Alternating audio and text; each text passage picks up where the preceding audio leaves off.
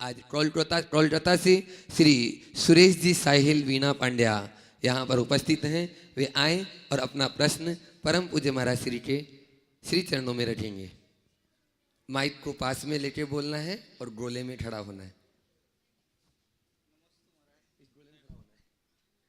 नमोस्तु महाराज श्री। मेरा प्रश्न है महाराज कि आत्मज्ञान और सम्यक ज्ञान और आत्मदर्शन और सम्यक दर्शन एक ही चीज है या अलग अलग है? देखिए, आत्मज्ञान और सम्यक ज्ञान को हम कथनचित एक भी कह सकते हैं और कथनचित अलग अलग भी कह सकते हैं। आत्मज्ञान का मतलब है अपने आत्मा के स्वरूप का ज्ञान। जब सम्यक ज्ञान की बात करते हैं तो सम्यक ज्ञान का काफ़ी विस्तार हो जाता है। सम्यक ज्ञान के 5 भेद हो जाते हैं: मति ज्ञान, श्रुति ज्ञान, अवधि ज्ञान, मनःपर्य ज्ञान और केवल ज्ञान। सम्यक ज्ञान में पूरा वांग्मय और केवल ज्ञान तक चला जाता है, लेकिन आत्मज्ञान में तो केवल जीव जुदा पुद्गल जुदा यही तत्व का सार, बाकी जो कुछ कथन है सब इसका ही विस्तार। आत्मज्ञानी सम्यक ज्ञानी होता है, पर सम्यक ज्ञानी आत्मज्ञानी हो माने अनुभव वाला आत्मज्ञानी हो ऐसा अनिवार्य नहीं है। आत्मज्ञान उत्तर भूमिका है और सम्यक ज्ञान उसकी पूर्व स्थिति। यहाँ मैं ज्ञान का संबंध अनुभव से जोड़ करके बोल रहा हूँ। इसी तरह सम्यक दर्शन, जब व्यवहार सम्यक दर्शन की भूमिका होती है वह श्रद्धालात्मक परिणति होती है, और जब निश्चय सम्यक दर्शन में जाते हैं तो वही आत्मदर्शन बन जाता है। साहिल पांड्या, कोलकाता। जी, मेरा क्वेश्चन है, अगर हम लोग माइक पास में। अगर हम लोग, मेरा उद्देश्य ये है कि मेरी किसी क्रिया से दूसरे का बुरा ना हो, बट वही क्रिया अगर किसी दूसरे को दुखी करे तो मेरे को उस पर पाप चढ़ेगा नहीं, और उसमें क्या करना चाहिए?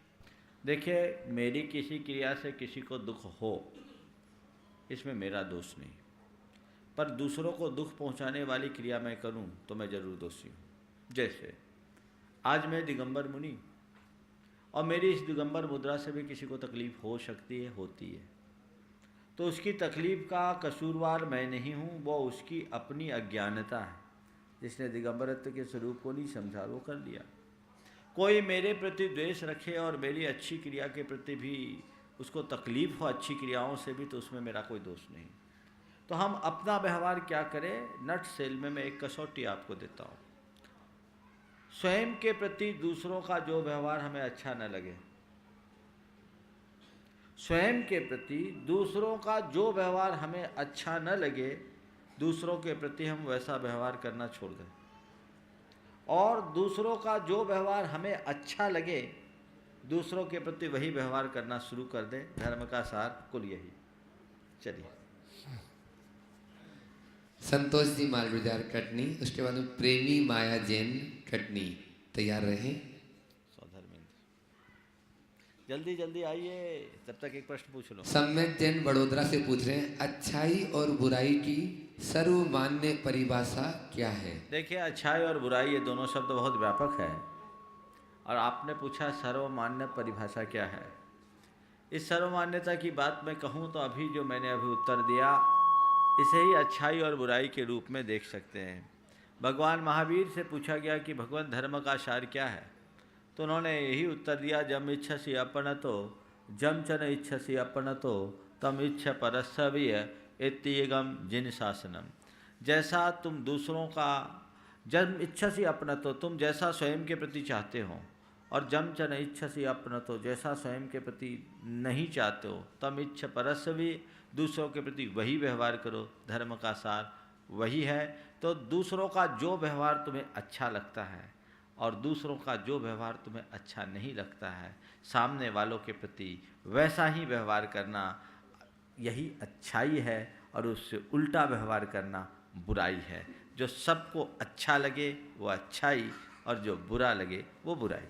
चलिए। संतोष जी मालगुजार जो कटनी दिगंबर जैन समाज के अध्यक्ष भी हैं, एक बार जोरदार तालियों से इनका स्वागत भी करें। और अब भी अपना प्रश्न महाराज से पूछें। नमस्ते महाराज जी। मेरा प्रश्न है महाराज जी कि निगोद का जीव एक श्वास में 18 बार मरता है, 18 बार जीता है, मगर वो कौन सा पुण्य अर्जित करता है और कैसे करता है कि वो बाहर आ जाता है उससे? बाहर ही नहीं आता, बाहर आकर 8 वर्ष अंतर मुहूर्त में मुनि बनकर मोक्ष भी चला जाता है।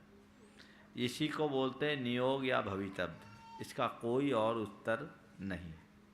चलिए। प्रेमी माया जैन कटनी, जो भी यहाँ विधान चल रहा है सिद्ध चक्र विधान मूल संस्कृत का, उसके सौदर्म इंद्र बनने का अवसर भी इनको प्राप्त हुआ है। सची इंद्राणी और सौदर्म इंद्र। नमोस्तु महाराज जी। मेरा प्रश्न है महाराज जी कि जैसे अपन दर्शन करने जाते हैं तो अकेले जाएं या पत्नी के साथ जाएं या परिवार के साथ जाएं, इसके फल में क्या अंतर है? देखिए, भारतीय परंपरा में, खड़े रहो, अच्छा प्रश्न पूछा है। भारतीय परंपरा में विवाह को धर्म विवाह कहा जाता है, पत्नी को धर्म पत्नियां सहधर्मनी कहा जाता है। इसका मतलब जानते हो? विवाह तो तुम्हारा हुआ, बगल में खड़ी वो धर्म पत्नी है ना, हाँ? तो ये क्या है इसका मतलब कुल ये है कि अब आप गृहस्थ आश्रम में प्रवेश कर गए। धर्म, अर्थ और काम, इन तीनों पुरुषार्थों के मध्य सम्यक संतुलन बनाकर आपको जीना है और धार्मिक कार्यों में समान सहभागिता रखना है, साथ साथ मिलकर के काम करना है। इससे आपकी जीवन की गाड़ी बहुत अच्छी चलेगी। इसलिए अलग अलग करे तो भी अच्छा है और साथ करे तो और अच्छा, बशर्ते साथ जाओ तो भगवान के दर्शन ही करो और बाकी बातें ना करो। समझ गए? मामला गड़बड़ ना हो तो ठीक है, और बातें होने लगे तो अकेले जाना अच्छा है। चलिए। हाँ महाराज जी, मेरा प्रश्न ये है कि जो टीके में नारियल मिलते हैं ऐसे वो हाँ। निर्माल में आते कि द्रव्य? नहीं, टीके में जो आपको नारियल मिलते हैं वो भेंट में आते हैं, ना निर्माल में ना द्रव्य में। वो आपका माल है, आप उसको खा सकते, खिला सकते, जो करना कर सकते।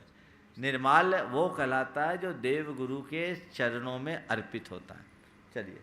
डॉक्टर प्रद्युम्न जैन दिल्ली, उसके बाद पदम जी पाटनी दुबई, तैयार रहे। नमस्ते महाराज जी।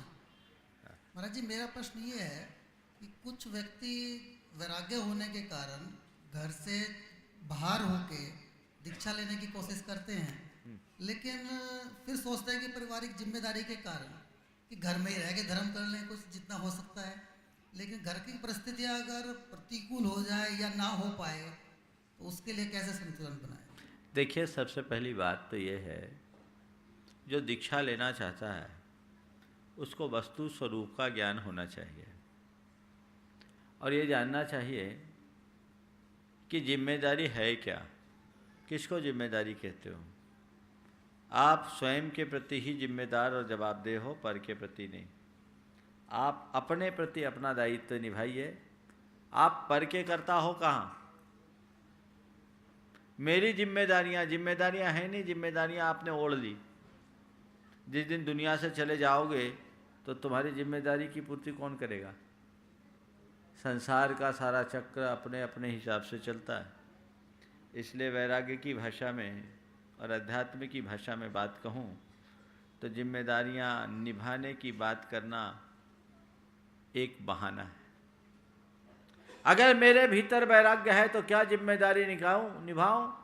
हम जानते कीर्तिधर मुनिराज ने सुकौशल जब माँ के पेट में था तो उसका राज तिलक करके दीक्षा धारण कर ली थी। ये होता है वैराग्य। वैराग्य में मुहूर्त नहीं देखा जाता, वैराग्य में कोई किसी की प्रतीक्षा नहीं की जाती। चलना है तो चलना है, अगले पल का क्या भरोसा? कौन जानता है मेरी आयु क्या है?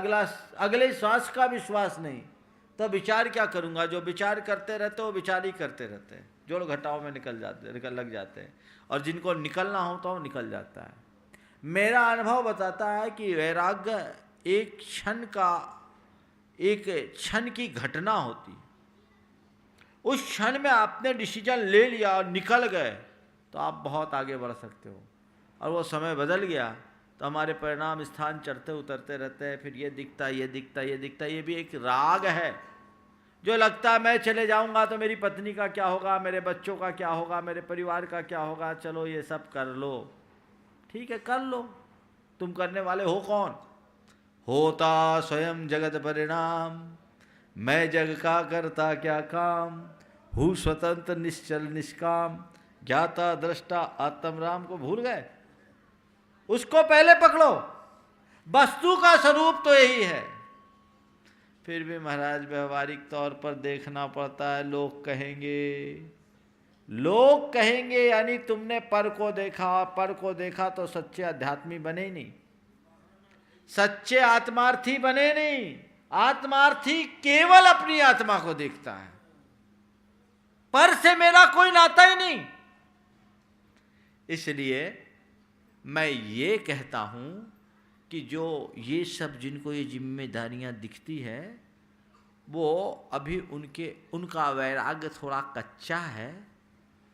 इसलिए वो अपने वैराग्य को प्रगाढ़ बनाएं, और जब तक पूर्ण वैराग्य नहीं आता तब तक जल से भिन्न कमलवत रहने का अभ्यास करें।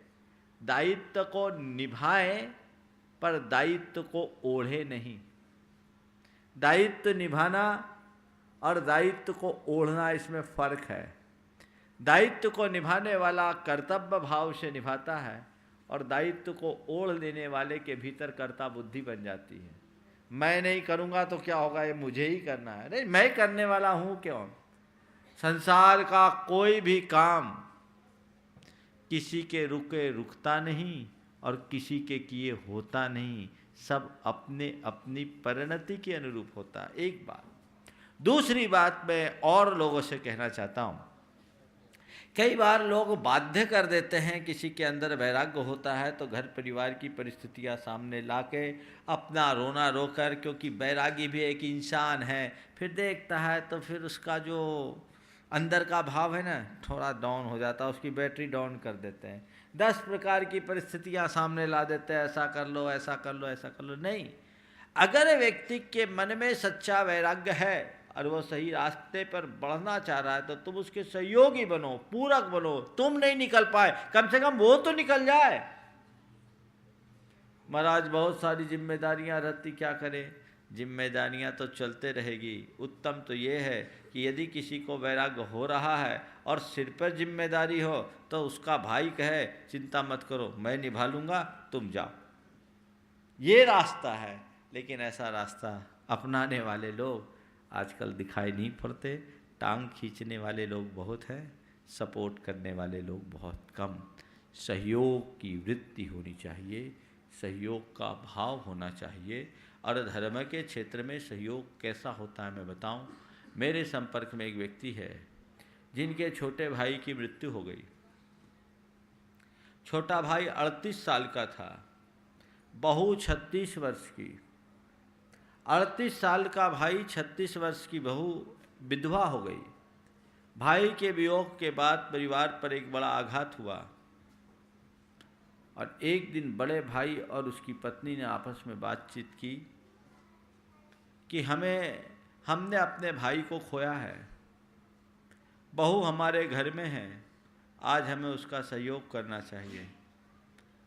भाई 38 वर्ष की उम्र में गया और आपकी 48 वर्ष की उम्र है। आज भाई के जाने के बाद उसकी पत्नी ने ब्रह्मचर्य व्रत लिया है, तो हमें सहयोग देना चाहिए कि 48 वर्ष की उम्र हो गई, खूब जी लिया, अब हम दोनों को भी ब्रह्मचर्य व्रत ले लेना चाहिए। और इस सहयोग के भाव से पति के रहते पति पत्नी ने ब्रह्मचर्य व्रत अंगीकार कर लिया। ये उत्कृष्ट उदाहरण।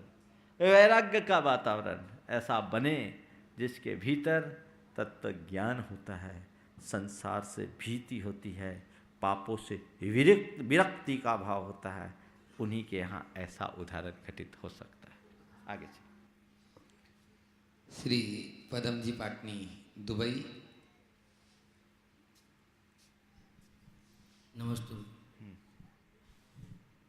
मेरा नाम इधर है, पूछो सीधे। हाँ, मेरा नाम पदम कुमार पाटनी। हाँ। मैं रानौली का रहने वाला हूँ। हाँ। इनके गुरुवर विद्यासागर जी और उनके गुरु ज्ञान सागर जी के गांव का हूँ, इसलिए एक बार जोर से उनके नाम से ताली बजाएंगे। बोला ज्ञान सागर महाराज की, विद्यासागर महाराज की और प्रमाण सागर महाराज की।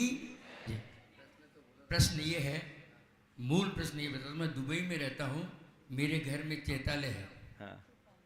चैतालय है, वहाँ मेरे आदिनाथ भगवान की एक छोटी सी मूर्ति है 6 इंच की। तो मैं रोज़ उसकी प्रक्षाल नहीं करता। मैं ये समाधान चाहता हूँ उस मूर्ति की रोज प्रक्षाल करना आवश्यक है क्या? क्योंकि मेरे यहाँ पर रोज प्रमाण सागर जी या ज्ञान सागर जी महाराज, विद्यासागर जी महाराज ने बहुत लोगों को भेजा है, तो वो बोलते हैं आप रोज प्रक्षाल नहीं करते। तो मैं बोलता हूँ छोटी मूर्ति है, जरूरी नहीं है। तो मैं आज आपसे पूछना चाहता हूँ कि इसकी आवश्यकता है रोज करने की? पहले तो जितने लोग आज के इस कार्यक्रम को सुन रहे हैं, मैं उन सबसे कहूँ, मेरे से अभी कई लोगों ने बोला जो दुबई में काम करते हैं, जाते हैं, देव दर्शन की सुलभता न होने से असुविधा महसूस करते हैं। पदम जी का एड्रेस, इनका फ़ोन नंबर ले लो, अभी आप बता देना सबको, लोग नोट कर ले। कोई भी दुबई जाए तो इनके यहाँ आकर दर्शन पूजन करके अपना धर्म ध्यान करे। ये बड़ा अनुकरणीय और प्रशंसनीय कार्य इनने किया है कि दुबई में गए हैं, शायद रानोली के हैं, वही संस्कार वहाँ गया है कि दुबई जाकर के भी भगवान को ले गए। जहाँ तक भगवान के अभिषेक प्रक्षाल की बात है, चलबिंब है, अभिषेक प्रक्षाल तो रोज़ होना चाहिए। ऐसा कहते हैं कि रत्न के बिंब यदि हों तो उनका नित्य अभिषेक प्रक्षाल अनिवार्य नहीं है, बाकी चल बिंबों का नित्य अभिषेक होना चाहिए। बेहतर हो आप अपने यहाँ छोटी सी प्रतिमा जो रखे हो, या तो स्फटिक मणि की या अन्य किसी रत्न की कर लो, तो ये आपको रोज़ की असुविधा नहीं होगी। फिर भी यथासंभव कोशिश करें कि जब भगवान आपको मिल ही गए और आप वहाँ रहो तो भगवान के अभिषेक प्रक्षाल से वंचित क्यों रहो? हाँ, रहते नहीं है इसलिए। हाँ, क्या प्रॉब्लम? बाधा ये है कि वो स्पुतनिक मणि की है। हाँ, तो फिर कोई मूर्ति दिक्कत नहीं है। और वहाँ पानी जो है नहीं वो मिलता, हमें मतलब बहुत दूर से ठीक है बोरिंग का लाना पड़ता है। आप व्याख्या करने की जरूरत नहीं है। स्फटिक मणि की है तो आपको पहले जिनने पधराया होगा वो नई रास्ता बता दिया होगा, इसलिए आप कोई कन्फ्यूजन रखने की ज़रूरत नहीं है। और मैं उन लोगों को भी कहना चाहता हूँ जिनको देव दर्शन नहीं होते और अभिषेक पूजन से वंचित रहते हैं, इस भाव से प्रतिष्ठा नहीं कर पाते कि नित्य अभिषेक पूजन की व्यवस्था नहीं है, आप स्फटिक मणि की या अन्य किसी रत्न उपरत्न की प्रतिमा अपने यहाँ विराजमान कर लीजिए। डॉक्टर प्रद्युमन जी से आपको वो उपलब्ध भी हो सकती, बहुत अच्छा। और आप अपने घर विराजमान कर लीजिए, जहाँ तक बने देव दर्शन कीजिए। नित्य अभिषेक की उसमें अनिवार्यता नहीं है। चलिए, डॉक्टर हो गया, आशा आगे। जैन जबलपुर और उसके बाद में शुभम जैन जबलपुर, तैयार रहे। और क्या रह गया? प्रमाण सागर जी के आशीर्वाद से मैं आपको सबको आमंत्रित करता हूँ, जब भी आप दुबई आए, मैं बताता हूँ, दुबई आए तो दर्शन अवश्य करें। और वो ऐसे लोकेशन में है जहाँ आराम से आप जा सकते आप तो हैं। नंबर बता दो बस। मेरा नंबर, हाँ बोलो। वैसे रोहित जी को पहले भी देख के गया था। आप बोलो तो। 00971 505017 पीके पाटनी, गोल्डन सैंड एरिया, बर दुबई। फिर भी बहुत लोगों से आप पूछेंगे या आप इंटरनेट नंबर पे फिर से दोहरा, नंबर 00971, ये वहाँ का कोड नंबर है। 50, दिस इज मोबाइल, 5017543। याद नहीं रहेगा लेकिन मैंने इनको दे दिया है, प्लीज जरूर आए। नमस्ते भगवान। डॉक्टर आशा जैन जबलपुर राजी, उसके बाद में शुभम जैन जबलपुर, तैयार रहे। प्रश्न आज उसमें से जल्दी।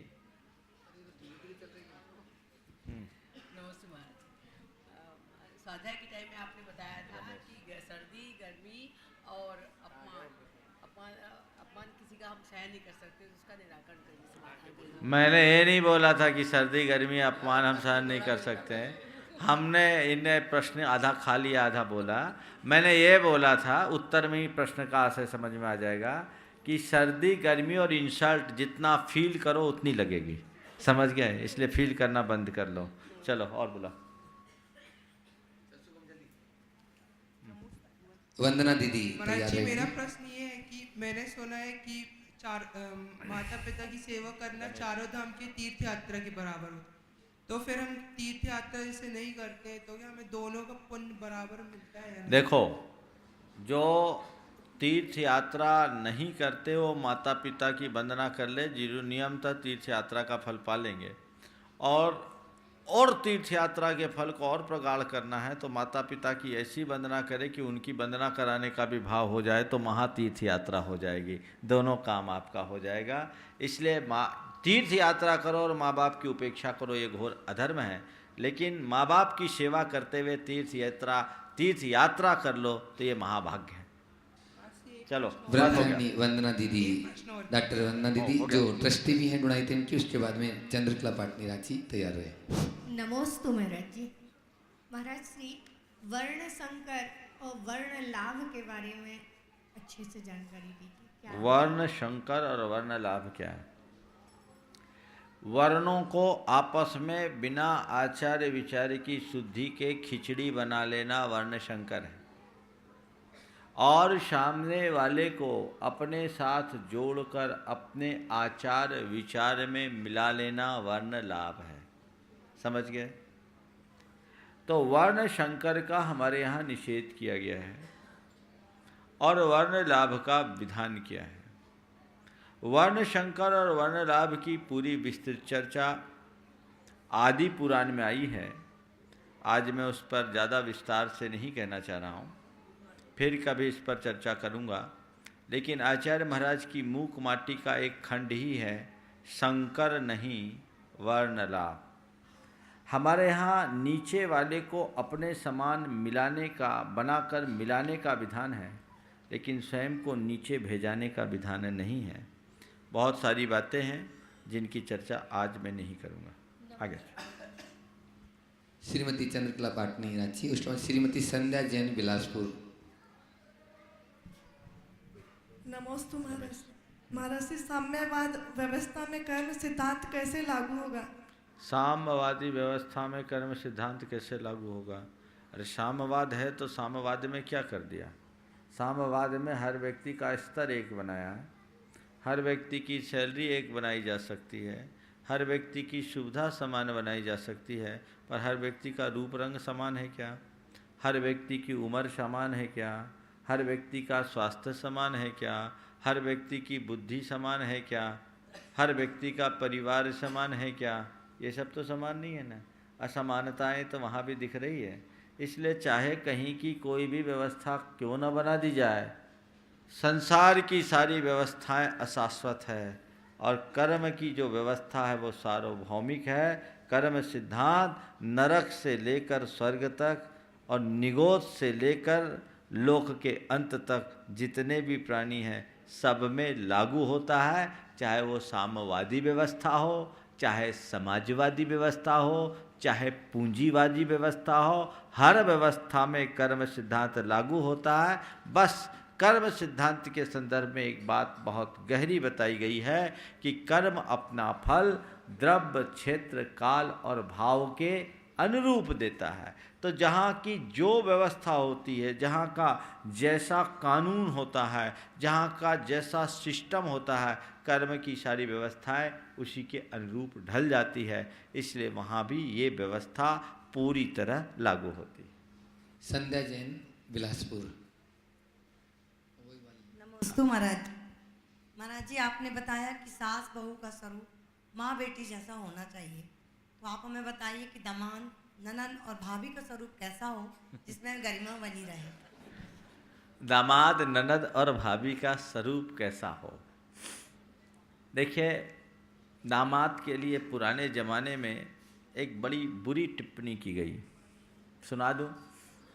विचित्र टिप्पणी है। दामाद जो होता है ना और ननद, ये दोनों बड़े खतरनाक तत्व हैं। दामाद के लिए लिखा 9 ग्रह है ना, दामाद 10वां ग्रह है। प्रद्युमन सब ग्रहों के बारे में तुम लोग व्याख्या करते हो, कोई बकरी होता है, कोई क्रूर होता है, कोई कुछ होता है, कोई कुछ होता है। दामाद के लिए बताया दामाद 10वां ग्रह है। कैसा? क्या? सदा वक्रो, सदा क्रूर है, सदा वक्र है, सदा क्रूर है, सदा मान धनापह। सदा वक्र है, सदा क्रूर है, सदा मान धनापह, कन्या राशि स्थितो नित्यम, जामाता 10वां ग्रह। जो हमेशा वक्र हो, टेढ़ी चाल चले, हमेशा क्रूर हो, हमेशा मान और धन को हरने वाला हो, कन्या राशि में बैठा हुआ हो, वो 10वां ग्रह। समझ गए? तो ये बड़ा विचित्र हाल है।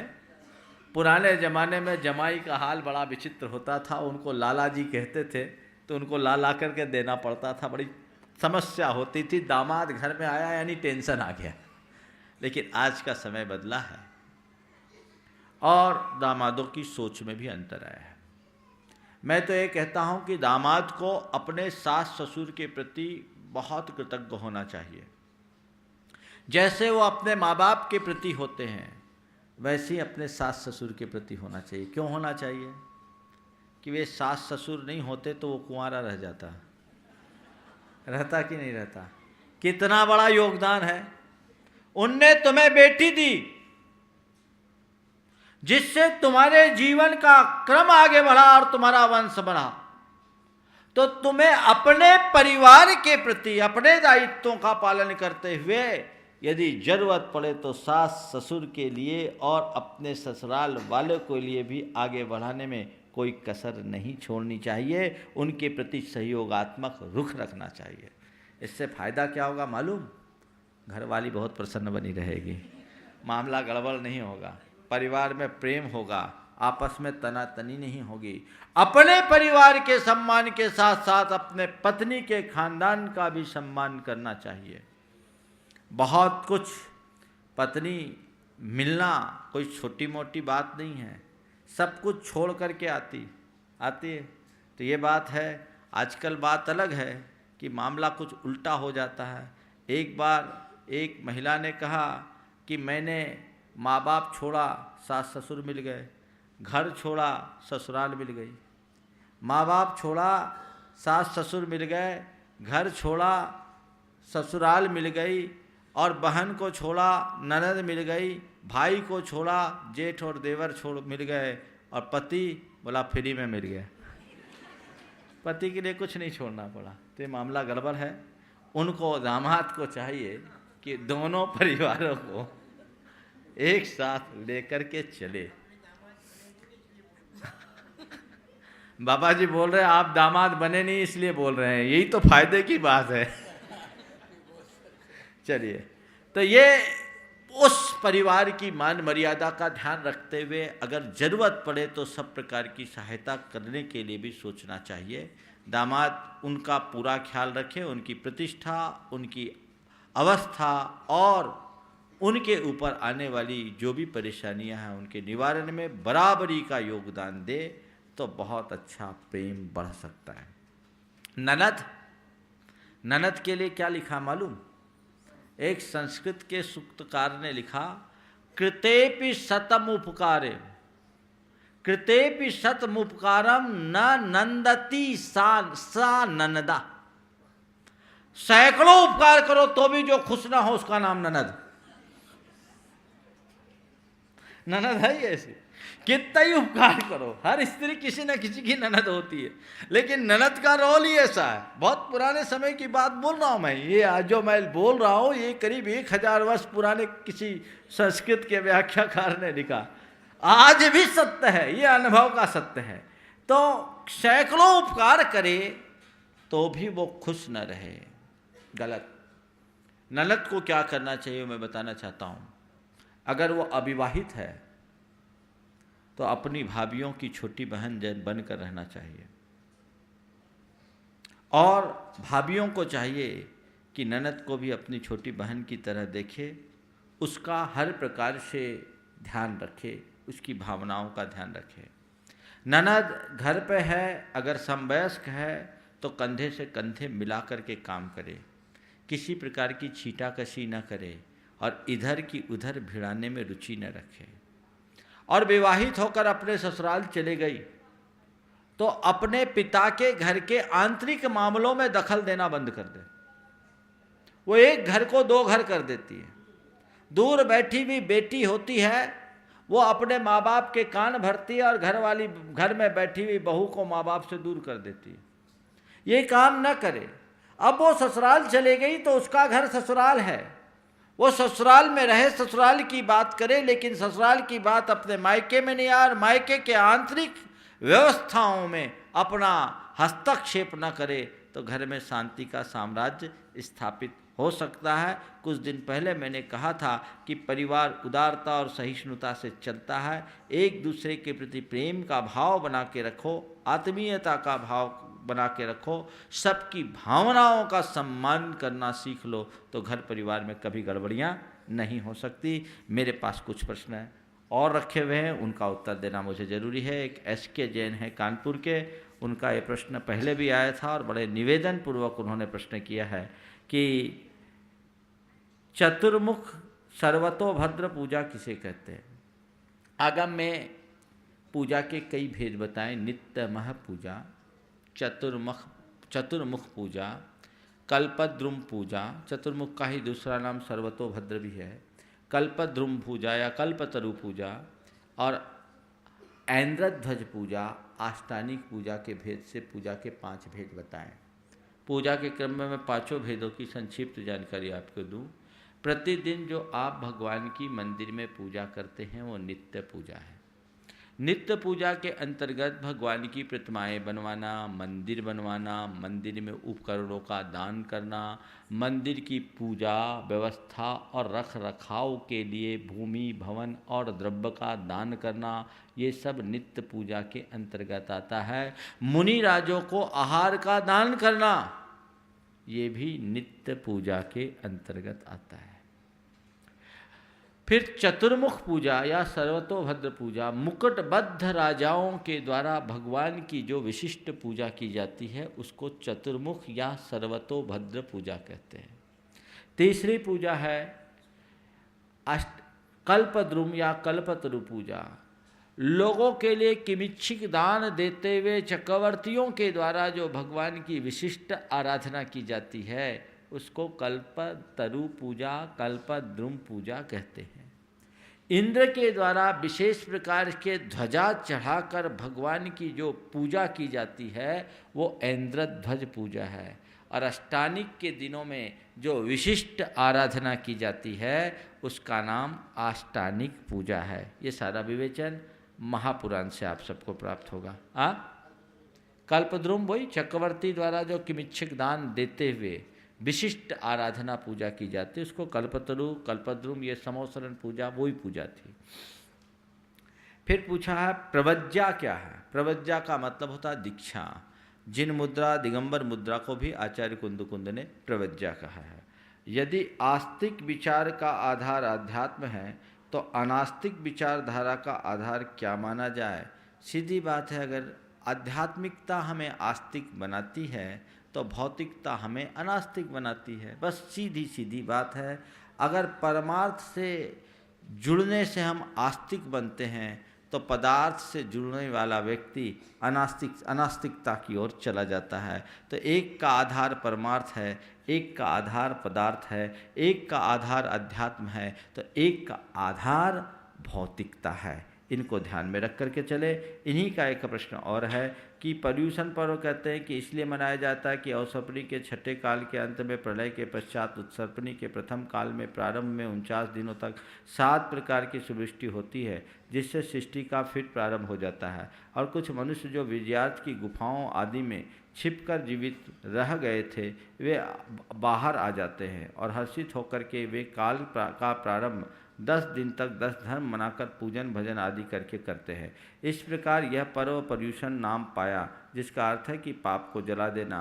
पर उत्सर्पणी के पहले काल में किसी को भी धर्म के बारे में मालूम ही कैसे होता है, क्योंकि धर्म का लोप तो अवसर्पणी के पंचम काल के अंत में ही हो चुका होता है। बिल्कुल सही प्रश्न किया है आपने। मैं आपसे कहना चाहता हूँ कि ऐसा आगम में कहीं उल्लेख नहीं है कि जो जोड़े विजयार्थ की गुफा में रहते हैं वे ऐसा धर्म मनाते हैं। उनको कोई धर्म का ज्ञान नहीं होता हो तो मनुष्य के रूप में पशुओं जैसा जीवन जीते हैं, धर्म कर्म से शून्य होते हैं। ये हम लोगों के द्वारा इस अवसर पर कि इस युग से युगारंभ हुआ, तो जब से धर्म तीर्थ का प्रवर्तन हुआ तब से हमने पर्यूषण पर्व मनाना शुरू किया। जब धर्म तीर्थ का प्रवर्तन नहीं होता तो हम लोग पर्यूषण नहीं मनाते। और ये भी बात आपको बताऊं, ये जो हम लोग व्याख्या करते हैं कि 7-7 दिन की सुवृष्टियाँ होती है, उसके अवसर पर हम लोग पर्यूषण मनाते हैं, मुझे कहीं पढ़ने को नहीं मिला। ये कहीं मिला हो, जो भी श्रोता इसे सुन रहे हों जरूर मुझ तक भेजेंगे, मेरा ज्ञान बढ़ेगा। पालतू जानवर जैसे गाय या भैंस के सिर पर गंधोदक लगा सकते हैं या नहीं? क्यों नहीं लगा सकते हैं? लगाने में कोई बुराई नहीं है। उनके कल्याण की भावना से उन पर गंधोदक लगाना कोई बुराई नहीं है। अशुद्ध सिर पर, हाँ, बच्चों पर कार्टून देखने से जो प्रभाव पड़ता है, जैसे बच्चे कार्टून देखकर उन्हीं की तरह बोलने और उनकी नकल करने लगे, तो उनसे कैसे बचाया जाए?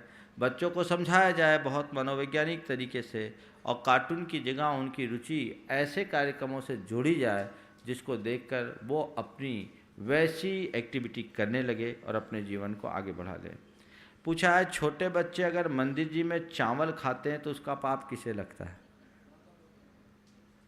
उसका वो बच्चों का एक स्वभाव होता है, सभी खाते हैं, क्या करेंगे। अब इसका पाप उस बच्चे को अबोध दशा में होता है, फिर भी माँ बाप को चाहिए कि बच्चों को समझाए वो उसे न खाए।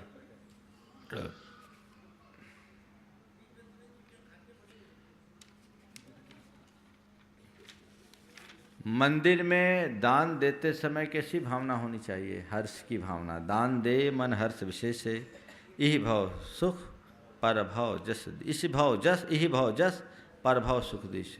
तो जरूर जब भी दान दो मन में हर्ष का भाव रखो, अभिमान मत आने दो। दान कर कर कभी मान मत करो और दानी का सदैव मान करो। क्या बोल रहा हूँ? दान करके कभी अभिमान मत करो और दानी का सदैव मान करो, ये हमेशा ध्यान में रख करके चलना। एक बूढ़ी माँ भूखी पड़ी है घर पर और बहू 3 घंटा मंदिर में लगा रही है, उसमें ज़्यादा पुण्य है या माँ को भूखा रखने के लिए? सच बोला जाए तो जो व्यक्ति अपने घर में रहने वाले वृद्ध माता पिता की उपेक्षा करते हैं, उनका समुचित सत्कार नहीं करते, उनकी सारी पारमार्थिक क्रियाएं व्यर्थ है। वो मनुष्य होने लायक नहीं है, धर्मात्मा कहाँ से होंगे? जन्म देने वाले माँ बाप के प्रति जो व्यक्ति क्रूर हो जाए वो इंसान ही नहीं, उसकी पूजा केवल दिखावा है, ढोंग है। उसे चाहिए कि पहले अपने कर्तव्य का पालन करे, उसके बाद भगवान की पूजा धर्म ध्यान आदि करे। ये कसाई का रूप है। मानता हूँ कि कई माँ बाप का स्वभाव ऐसा हो जाता है जिसके कारण बहुएं उनका या बेटे उनसे विमुख होते हैं, लेकिन कितना भी हो माँ बाप है, उन्हें बदला नहीं जा सकता। चाहे जैसा स्वभाव है उसे निभाया जा सकता है। एक युवक ने एक बार मुझसे कहा, महाराज मैं क्या करूं, मेरी मम्मी का स्वभाव उल्टा है। मैंने कहा ध्यान रख, पत्नी पसंद करके लाया जा सकता है, पर माँ तो जो मिली है उसी को पसंद करना पड़ता है। पत्नी तुम अपनी पसंद के ला सकते हो, लेकिन माँ तो जो मिली है, जिसने तुम्हें जन्म दिया है, वो उसी को पसंद करना होगा।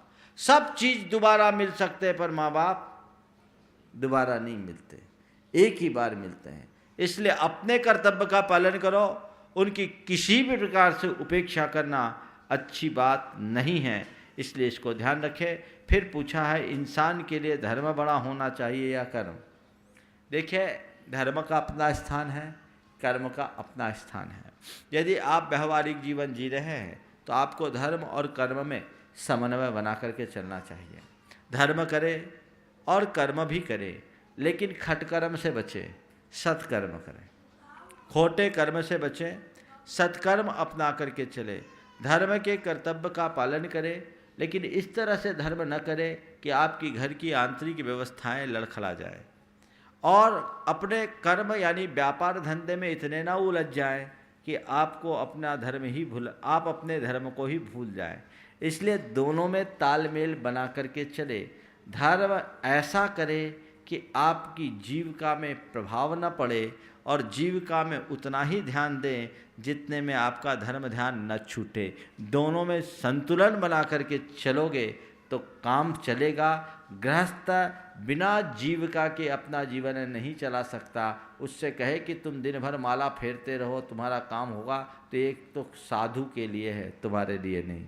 साधु बन जाओ, फिर तुम्हें कुछ करने की ज़रूरत नहीं। लेकिन यदि गृहस्थ हो, जीवन है, तो जीविका की व्यवस्था करनी भी जरूरी है। पर पाप जीविका से बचकर सम्यक आजीविका अपनाओ, और जीविका को अपने ऊपर हावी मत होने दो। सदैव इस बात का स्मरण रखो, जीवन के लिए जीविका है, जीविका के लिए जीवन नहीं है, तो दोनों बातें काम में आ जाएगा। क्या चौथे काल में जंगल महल आदि थाई और आदमी कितनी बढ़ाई थी? क्या प्रश्न ही समझ में नहीं आता।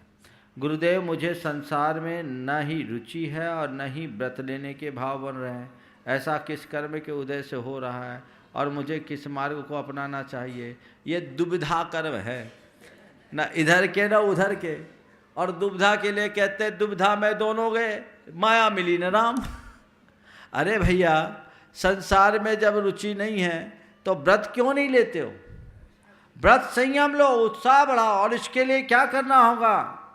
तो इसके लिए एक ही काम करना होगा कि आप विरक्तों के साथ लग जाओ, गुरुओं के सानिध्य में आ जाओ। आज नहीं कल तुम्हारे भीतर दृढ़ता आएगी और तुम एक तरफ बढ़ जाओगे। और यदि इधर झुकाव बढ़ गया तो व्रत के रास्ते पे निकल जाओ, और यदि तुम्हारा संसार की तरफ झुकाव है तो सद्गृहस्थ बनकर अपने जीवन को आगे बढ़ाओ। तीसरा कोई रास्ता बीच का नहीं है कि न इधर के न उधर के। ये बड़ा गड़बड़ है। पंचम काल के लिए जो चंद्रगुप्त ने 16 चंद्रगुप्त के 16 स्वप्न बताए हैं, वो वास्तव में सही और उनका क्या परिणाम होगा? चंद्रगुप्त के 16 सपनों का वर्णन शास्त्रों में आता है और वो सारे परिणाम आज देखने को मिल रहे हैं। भरत चक्रवर्ती के 16 सपने आए थे, उनके भी परिणाम आज दिख रहे हैं। चंद्रगुप्त के 16 सपनों में भी परिणाम आज दिख रहे हैं। उनको देखना चाहिए। उनके बारे में डिटेल कभी फिर मैं बताऊंगा। उनमें से 2-3 सपने शायद ये चंद्रगुप्त के ही हैं। और कन्फ्यूजन है मुझे, इसलिए मैं नहीं बोल रहा हूँ कि चंद्रगुप्त और भरत के कौन कौन से सपने मिलते जुलते हैं। लेकिन जो भी है, चंद्रगुप्त के हों तो चंद्रगुप्त के लगा लेना, भरत के हों तो भरत के लगा लेना, पर सपने हैं, यथार्थ नहीं मानना। पर आज यथार्थ जैसे दिख रहे हैं। जैसे उसमें एक बताया, हाथी को बंदर हाँक रहा है। हाथी को बंदर हाँक रहा है, इसका मतलब कि पंचम काल में अच्छे लोग शासित होंगे और बुरे लोग शासन करेंगे। दूसरा एक स्वप्न था, कुत्ता सोने की थाली में खीर खा रहा है। इसका तात्पर्य ये बताया कि नीच लोगों के पास धन बढ़ेगा। रत्न राशि को धूल में पड़ा देखा तो रत्नत्रय का अनादर होगा। बछड़े बैलगाड़ी को खींच रहे हैं, इसका मतलब आने वाले दिनों में धर्म युवाओं के कंधे पर ही चलेगा। साधु मार्ग युवा लोग ही अपनाएंगे, वृद्ध लोग अशक्त होने के कारण धर्म से दूर रहेंगे। ऐसे बहुत सारे सपने हैं, बहुत समझने योग्य है। उसमें एक सपन ये भी आया कि पूरा सरोवर बीच में सूखा, चारों तरफ कमल खिले हैं, जिसका अर्थ ये बताया कि धर्म के मूल क्षेत्रों में धर्म का अभाव होगा और सुदूर दक्षिण के इलाकों में धर्म फलेगा। तो ऐसी बहुत सारी बातें हैं। हाथी पर घोड़ा चढ़ा है, इसका मतलब उच्च लोग शासित होंगे और बुरे लोग शासन करेंगे। इस तरह की बहुत सारी बातें उसमें बताई है, तो उसको देख कर चलना चाहिए। हाँ, वही चंद्रगुप्त मौर्य जैन धर्म के अनुयायी थे। अंतिम मुकद्दबद्ध राजाओं में एक थे। मौर्य वंश के संस्थापक नंद वंश के सभी राजा जैन थे, मौर्य वंश के सभी राजा जैन थे। इनके बारे में ज़्यादा जानना है, जैन इतिहास को अगर आपको देखना है तो डॉक्टर ज्योति प्रसाद जैन की एक बहुत अच्छी कृति है, भारतीय ज्ञानपीठ से प्रकाशित, भारतीय इतिहास एक दृष्टि। सांप्रदायिक अभिनिवेशवश जिन लोगों ने इस तत्व जैन धर्म के इतिहास के साथ अनदेखी की है, उस पर उन्होंने बहुत सुंदर और तथ्यात्मक प्रकाश डाला है। उसे देखकर जैन धर्म के इतिहास को बहुत अच्छे तरीके से समझा जा सकता है। सब अच्छा चलते चलते गलत विचार आने लगते हैं, क्या करें? अच्छा चलते चलते अगर गलत विचार आए तो वापस आप अच्छे वातावरण में आने की कोशिश करें, ताकि गलत विचार पर अंकुश हो। गलत विचार आए तो पहला प्रयास तो ये करें कि विचार को विचार रहने दें, उनको साकार न होने दें, आपका काम हो जाएगा। और भी कुछ प्रश्न हैं लोगों के। दादा, ये तो बाद में।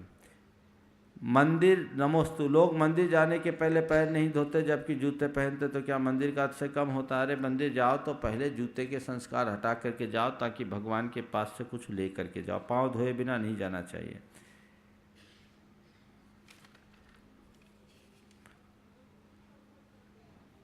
कहाँ है प्रश्न? नहीं, सब तो हो गया। हमारी भतीजी ये तो हो गया सब। श्रुत केवली कौन होते हैं? तीर्थंकर केवली और श्रुत केवली में क्या अंतर है? श्रुत बोलते हैं तीर्थंकरों के द्वारा प्रतिपादित अर्थ है। केवली का मतलब होता है जो अपने आप में परिपूर्ण हो, असहाय हो। केवल ज्ञान के द्वारा जो कुछ भी बताया गया है उसके पूर्ण ज्ञाता को श्रुत केवली कहते हैं। तीर्थंकर केवली और श्रुत केवली में आपने अंतर पूछा है। जो तीर्थंकर धर्म तीर्थ का प्रवर्तन करते हैं, जिनके निमित्त से द्वादशांग और चतुर्विध संघ की स्थापना होती है, वो तीर्थंकर होते हैं। सामान्य केवल ज्ञानी केवली होते हैं, और तीर्थंकर द्वारा प्रतिपादित तत्व के जो पूर्ण ज्ञाता होते हैं, द्वादशांग के ज्ञाता होते हैं, वो श्रुत केवली कहलाते हैं। इस प्रकार आज के इस शंका समाधान के सत्र को मैं यहीं पर विराम दे रहा हूँ। सभी को आशीर्वाद देते हुए बोलिए परम पूज्य आचार्य नमोस्तु महाराज जी, नमोस्तु। एक नाम हो रहा है श्रीमान महेंद्र जैन, श्रीमती विजय जैन।